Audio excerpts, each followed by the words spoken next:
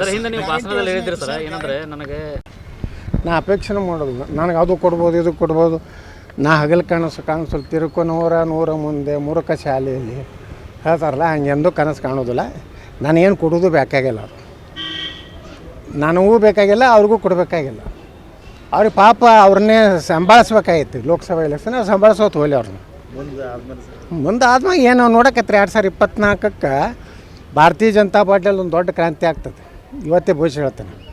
ನಮ್ಮ ನರೇಂದ್ರ ಮೋದಿಯವರು 2024 ಲೋಕಸಭಾ ಗೆದ್ದ ಮ್ಯಾಗ ವಂಶವಾದ ಭ್ರಷ್ಟಾಚಾರ ಅಡ್ಜಸ್ಟ್ಮೆಂಟ್ ಮೂರು ಖತಮ್ ಮಾಡ್ತಾರೆ.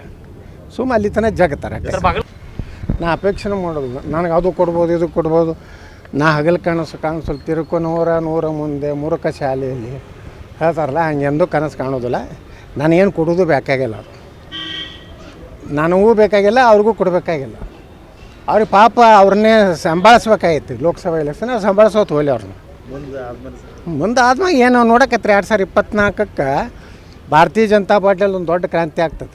ಇವತ್ತೇ ಭವಿಷ್ಯ ಹೇಳ್ತೇನೆ. ನಮ್ಮ ನರೇಂದ್ರ ಮೋದಿಯವರು 2024 ಲೋಕಸಭಾ ಗೆದ್ದ ಮ್ಯಾಗ ವಂಶವಾದ ಭ್ರಷ್ಟಾಚಾರ ಅಡ್ಜಸ್ಟ್ಮೆಂಟ್ ಮೂರು ಖತಮ್ ಮಾಡ್ತಾರೆ. ಸುಮ್ಮ ಅಲ್ಲಿ ತನಕ ಜಗತ್ತಾರೆ. ಪವರ್ ಡಿಜಿಟಲ್ ಇದು ನಿಮ್ಮ ಶಕ್ತಿ.